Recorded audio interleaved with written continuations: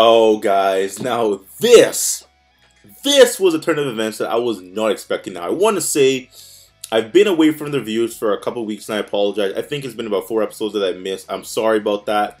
Literally, it's been work, man. Like, I don't have the time, man. I really don't. I'll typically watch the episode the day after it dropped, which means my review is like a day late already. So it's like, just things, man, in life, and plus I'm covering other games like Dokkan, Blazing, a little bit of Bleach, so it's hard to push content on top of content, but I'm gonna try to be as consistent with this as possible from here on. Starting back today now, this episode, Frieze Frost-centric episode with Gohan involved as well. I loved it. Now, I was not expecting to happen what happened. I wasn't expecting that. Like, Frieze, I'm not the biggest Frieze fan. I'm gonna say it right now. I am not all about Frieze. Like, I don't mind him being there, but if he wasn't there, I'll be good. I'll be Gucci. But this episode really made me like the character Frieze, and although he's a villain, I like his I just like how his character is being portrayed with the involvement of the other Universe 7 warriors. Now, this specific episode, if you don't know, spoilers by the way, this whole video is nothing but spoilers if you don't know already. Frieze and Frost kind of team up in the beginning. And I'm just going to get into the point of it. I'm not going to talk about the whole entire episode. I'm not going to go through a whole entire summary because I'm not interested in talking about... I'm not interested in talking about Goku versus the little Teletubby. I'm not interested in talking about Gohan versus Jamise. I want to get into the meat, potatoes, the sour cream, cheese, and also butter and salt and pepper because you need that on your potatoes, guys. So, we have Frost and Frieze. Loki teaming up versus Gohan. Now, Gohan goes up against Frieze now. But, like, okay, he has a motive in the episode, but before the motive, everyone thought he was going to backstab Gohan, backstab Universe 7, team up with Frost, and then that would make, you know, their partnership a thing to where they can look at each other's back and help each other out and be the last two men standing. And their interpretation of that would be, okay, well, if we both survive when the clock is over, then both our universes will survive. I guess that's what they're going with, because if you have two men standing from two different universes and the timer runs out, then wouldn't it make sense to make both universes survive? So I guess that's what the thought of Frost was. But Frieze had other plans. So Frieze and Gohan go at it. Frieze attacks Gohan. And we see a lot of exchanges back to back. Boom, boom, boom, boom, boom. Gohan eventually goes into Mystic. Now, Frieze pushed Gohan to the point where he went into Mystic. That's crazy, right? And Gohan beat the Mystic. He started pushing my Frieze now. Bam, bam, bam. Slash, slash, slap, slap, slap, slap. Very, very nicely changes right here. And Frieze is now being pushed back. And Frieze is like, wow, that's the true power, huh? Well, I'm going to have to use my full power. And boom, my man goes golden Frieze. And it seems like whenever Frieze goes golden, the animation, the transformation, the angles is perfect, yo. Like, what? We're not talking about Resurrection F. No, that was a disaster. But when he went golden in Super, the entirety of Super, whenever he's went golden, the transformation has been so elegant. It's been done so beautifully. The animation, the angles, yo. Like, I think Frieze going into golden has honestly one of the best transformations in Super. Next to Rose, I like the Super Saiyan Rose transformation of Goku Black. That was amazing. That was very beautifully animated. I love that. But Frieze, every time he goes into gold, it's just done so well, like so elegant. Then he goes into like his two hands on the side, you know, his signature pose whenever he goes golden. I love that. So Frieze is now in golden. Gohan is a Mystic. Exchanges are now going back and forth, and Frieze gets the upper hand against the boy, against Son Gohan. What? So we get to a point where Frieze actually hits Gohan in the back of his head, and Loki knocks him out. We see Gohan lying there on the ground.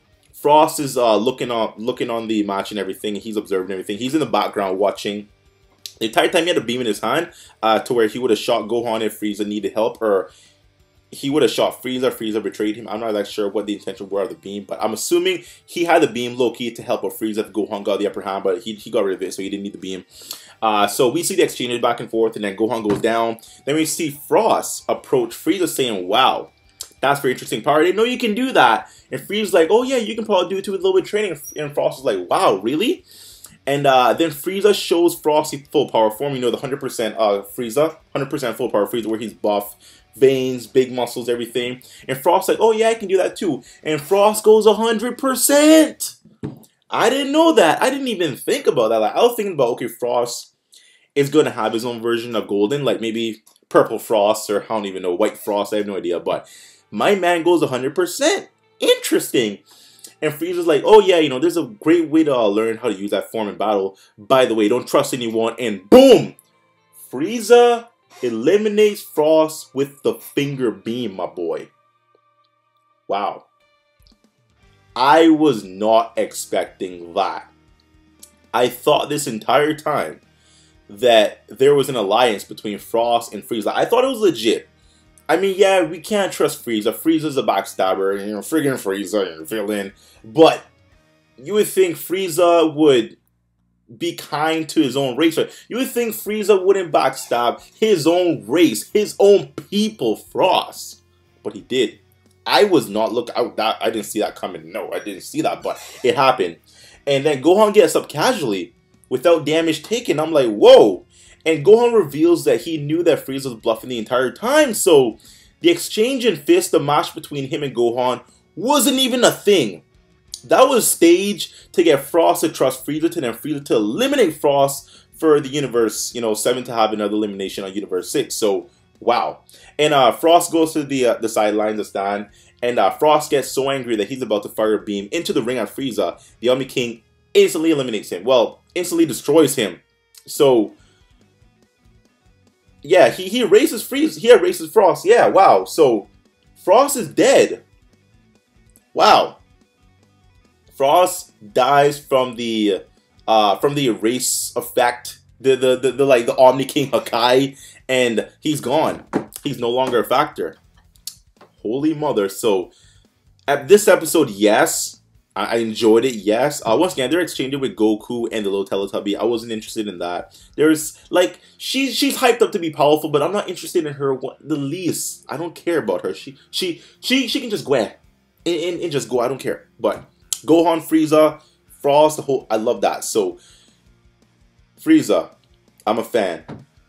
I like the character.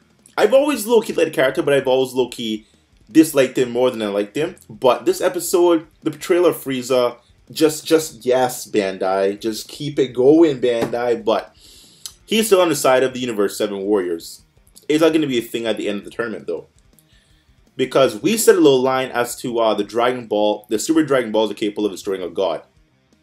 That was interesting. Now, if Frieza gets a hold of those Super Dragon Balls, and he uses them to destroy the Omni King, now it wasn't stated as to which tier of god could be destroyed, because are they talking about Kami level?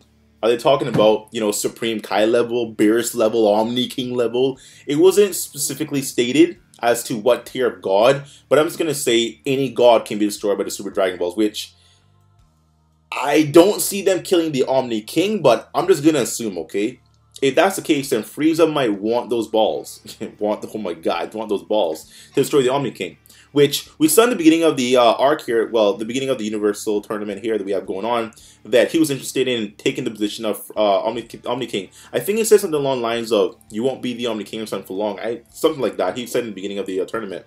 Which, that does correlate with the Super Dragon Ball's power. So, if he does get the Super Dragon Balls, boy, yo, stuff about to pop off. Now, next week, no Dragon Ball Super episode, unfortunately. That is just not going to happen, guys. We do have the One Piece special. You should know about this. The One Piece 1 hour special will be airing next week. Then the following week, we're going to get the Dragon Ball Z one, the Dragon Ball Z special, Dragon Ball Super, I said Z. Dragon Ball Super special, 1 hour special, which is going to be the, like, Goku Genki Dama transformation. If you know about the spoilers, what? I cannot wait. So, a very good episode. I enjoyed it, guys. So hope you enjoyed the review. Once again, I'm bringing them back. Now, I was thinking about creating a second channel for the reviews and more anime stuff, but I'll probably talk about it in another video. I'm thinking about it. It might happen. It might not. Be looking out, though. If you see a video pop up, you know what's going on. So I'm just saying, guys. So anyways, hope you enjoyed the video. Like I said, if you want more reviews, down below, it's the way to go. Comment and let the boy know. Hit the like button. Let's go for 300 likes. 300 likes. I'm going to take the 300 likes if you do want to make that happen. So anyways, guys. So thank y'all once again. I'll see you next time. And yeah. Bye-bye.